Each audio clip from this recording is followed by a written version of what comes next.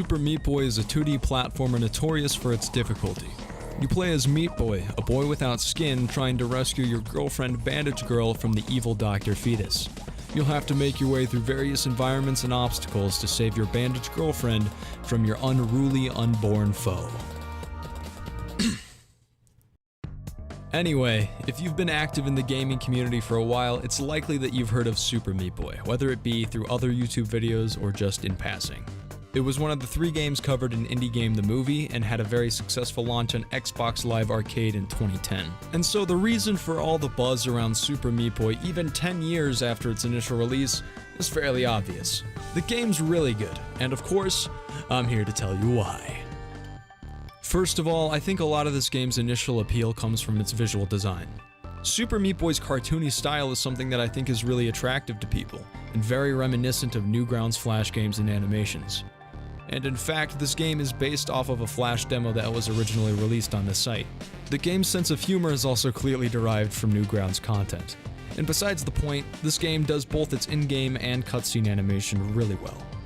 And alongside all this, the game has really vibrant colors and shaders that set a really cool mood for many of the levels.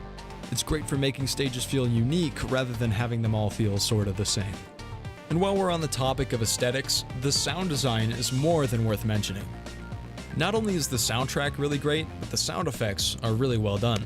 The squish and splat sounds that Meat Boy makes as he moves around are probably more entertaining to me than they should be, but nonetheless are a great addition to the game.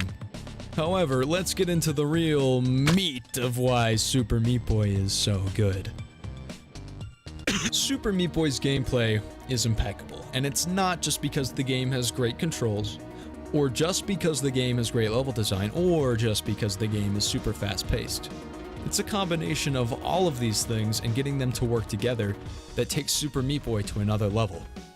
Controls.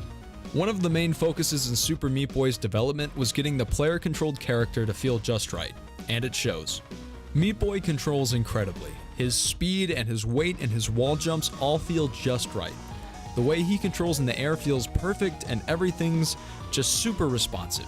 This is super important because if the act of moving your character around doesn't feel good, then no amount of great level design or artistic prowess is gonna save your game. For the player to feel good, the game's gotta feel good to play, and in Super Meat Boy's case, it feels amazing, which provides an excellent foundation for level design. All the work put into making Meat Boy's controls great would be wasted if the level design didn't complement it. But fortunately, it does. Everything about how Meat Boy moves is taken into account to make the levels as fun as possible to play.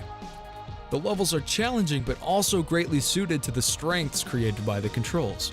There's a good reason why the levels have you constantly moving around, going fast, and making tight maneuvers. It's because that's what feels best with the control scheme. A good counterexample that comes to mind is Sonic. On the one hand, you've got a control scheme that makes you want to go fast, but in a lot of cases you have level design that makes you have to slow down.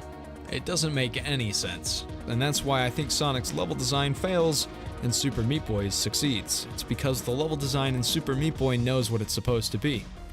Everything from the spacing of jumps to the precise placing of obstacles has been rigorously tested to make sure that each level feels super fun to play. But since the levels are also so challenging, they wouldn't be nearly as fun without fast-paced gameplay. This is exactly the thing that ties everything together, because even with great controls and levels, the game would suffer greatly if you had to wait any significant amount of time between deaths. Good thing is, the only punishment for dying in Super Meat Boy is getting sent back to the beginning of the level, where you can immediately try again. There's no lives, there's no game overs, you just try again. And when you're up against levels that might cause you 30, 50 plus deaths, it only makes sense. If you're playing something like a Mario game, it makes a little more sense to have lives because it can greatly raise the stakes of dying, while killing you much less often. Whereas in Super Meat Boy, the rate of death is significantly higher. It showcases a very interesting difference in the game design between the two games. The reward for beating a Mario level comes from conquering a long set of challenges after maybe dying a few times. The reward for beating a Super Meat Boy level comes from beating a short challenge after dying a lot.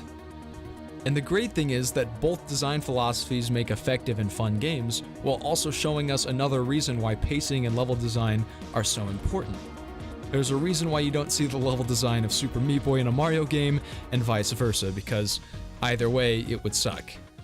Now, I've touched on this before in a video I made a while back about difficulty in games, but in my opinion, adding optional challenges to your game is one of the absolute best things you can do to create an experience that's good for a wide variety of player skill levels.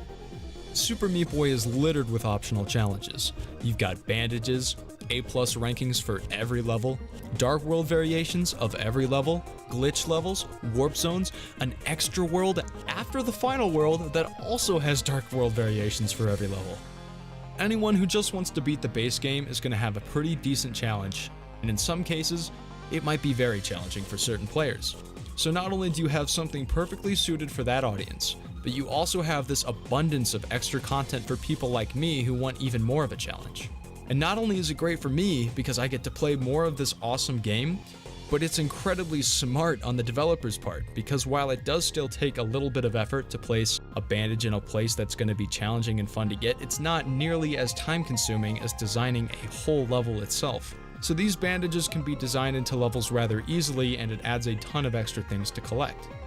And since the Dark World levels are just variations of the levels from the regular game, they don't have to start completely from scratch to make these new challenges, which only further proves the competency of this small team when they can make fun and challenging extra content in such an efficient way.